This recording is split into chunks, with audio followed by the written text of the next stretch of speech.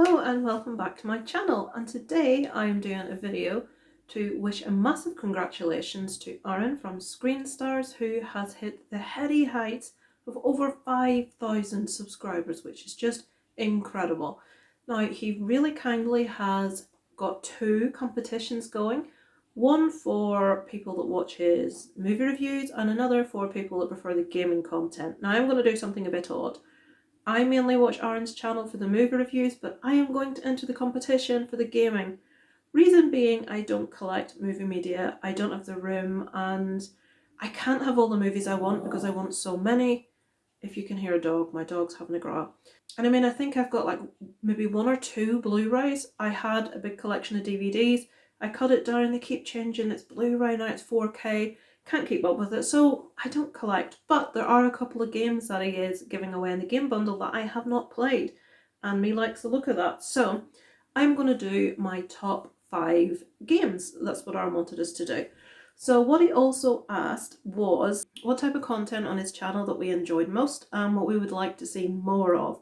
I would say that's probably maybe going to be the same answer for most people.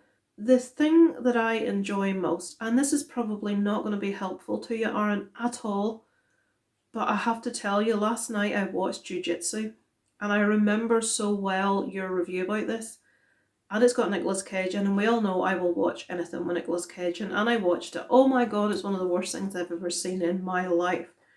And after we finished it, myself and my husband, we decided to watch your review again, because I remembered how disgruntled you'd been about it. And I sat and the tears ran down my face laughing at your review of Jiu-Jitsu. I enjoyed it so much better than the movie, I can't even begin to tell you. I was crying in laughter at your just general, really sincere disgruntlement. Right, what is this film about? I don't know.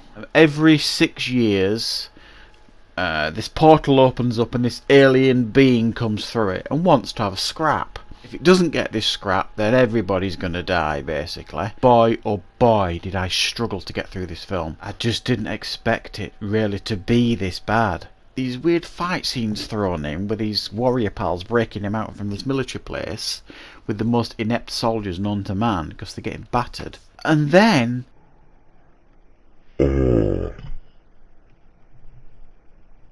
dulls your brain, this film, to the point where you don't struggle. It's almost like, Clockwork Orange, when his eyes are propped up and he's forced to watch things. It's laughably bad. Shaky cam, badly edited, slow-mo constantly. You've got some of these wonderful martial artists and you put them through this. There are many sequences where you could just see it's a guy in a suit, a rubber suit mainly.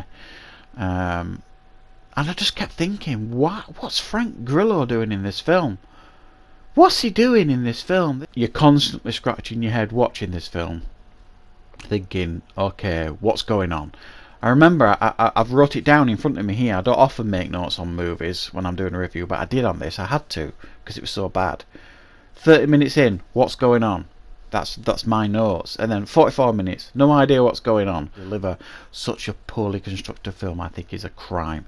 And I wouldn't think it would have been possible, but they did it. So my favourite content from you, Aaron, is when you have a game or a movie that you think's awful and you just rip it a new one really politely. That is my favourite thing that you do.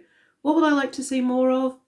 What I like to see you do, the thing I like most is when you review new movies, because that's where I get my recommendations from what I'm going to watch next. So I like to see loads of that, but you do loads of that. Gaming, I'm very specific about what type of games I play, so if you cover a game I'm interested in, I will always watch it. I like sort of survival horror type stuff, but I love your channel as it is. Massive congratulations. I mean, that is just ridiculous. 5,000 subscribers, so massive congrats to you, buddy. Wonderful. So more videos of you being really annoyed at bad films, please, would go down a treat in this house. Okay, right, top 5. So number 4 is going to be this one, The Sims 4. Now this will be the one that I probably spend the most amount of time on because it relaxes me. I'm sure everyone knows what The Sims is. If you don't, Aaron says he wanted mini reviews. This is a game where you basically make your own character. You can choose how they look, what their characteristics are. You can choose loads of outfits for them. It's just basically... Right, now the dog's making noise. I could do a series of outtakes for this video. Pick outfits for all different weathers of the year. You build their house, you decorate their house, you basically get them a job, you put the kids to school, and you affect their entire life through to their death. Now, I currently have all but one trophy on this to complete it. Well, two, but one of the trophies is a trophy for getting all the trophies. So once I get a family of 8 playable ghosts, so I have to wait for my household to all die, and then I have to somehow bring them all back to live in the house. Now, I have done this before, so I know how to do it. So it's just relaxing, it's brain numbing stuff. Not numbing, it's just, you can do it without thinking about it. So that's not my number 5. My number 4 is going to be this one. This is the original Last of Us. Now, I never thought anything would hit close to Resident Evil for me as my favourite horror game of all time. The first one's my favourite, although most people prefer the second, but I just have really good memories of Resident Evil 1 being the first game that I sat and spent hours and hours and hours playing.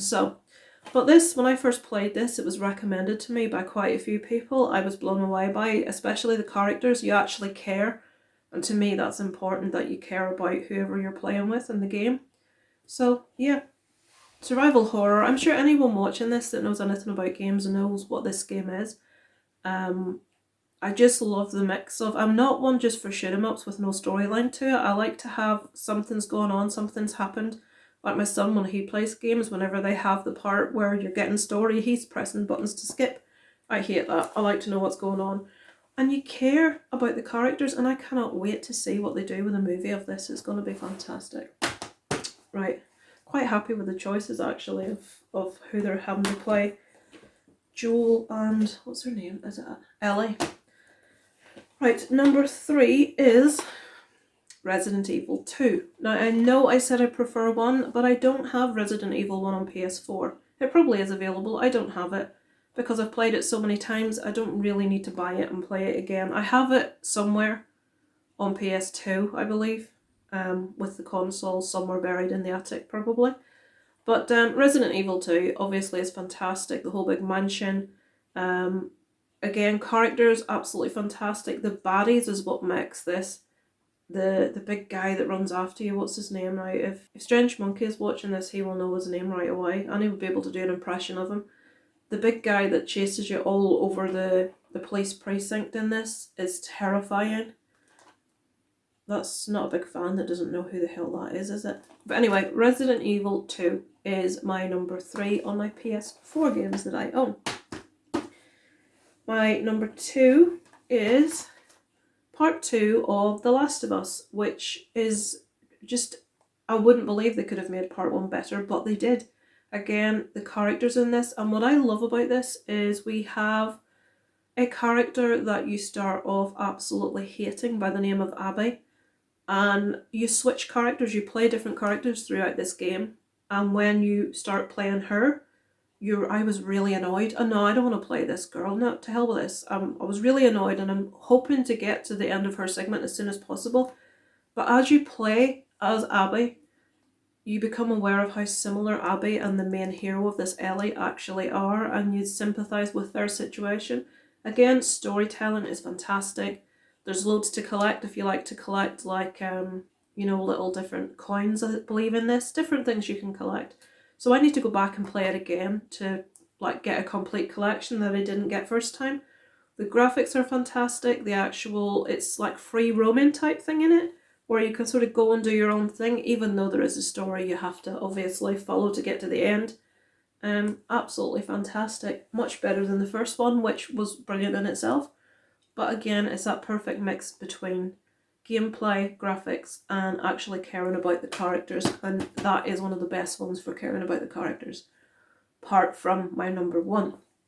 I would never have believed it if you told me before I played this game. This is my number 1 game of all time, actually, I have to admit, and I even put this on in preparation to let you see how much I like it. This is a game that my husband wanted. Red Dead Redemption 2.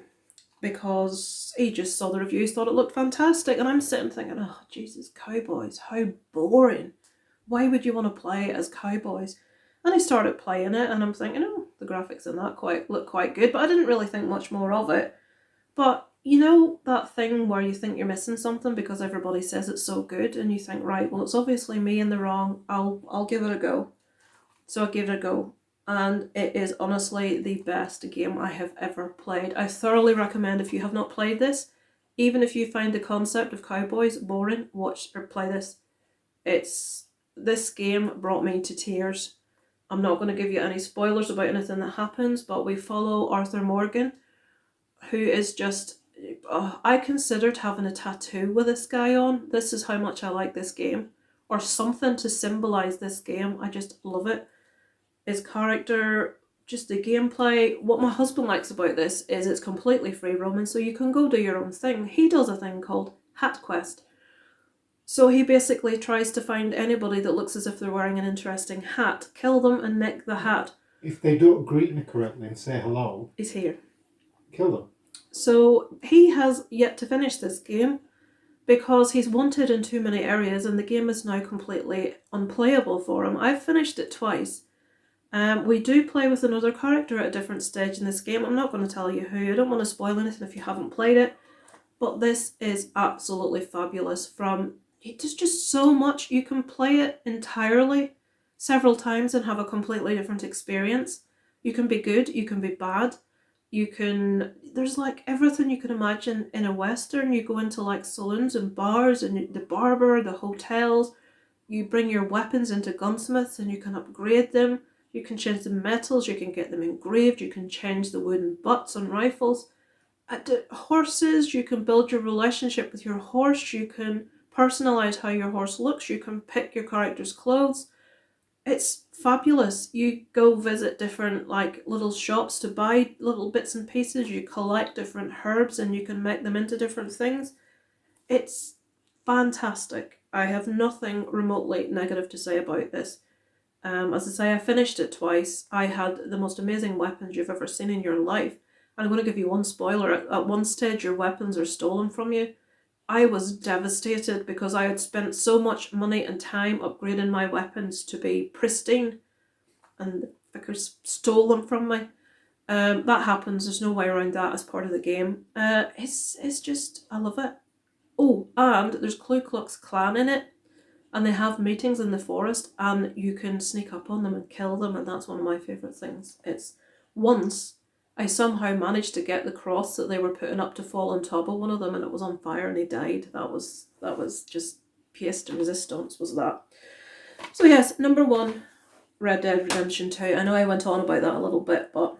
Don't forget, you got attached to your horse. I did get attached to my horse. You do. You can't help but get attached to Arthur and the horse that he rides on. You can change your horse as many times as you want.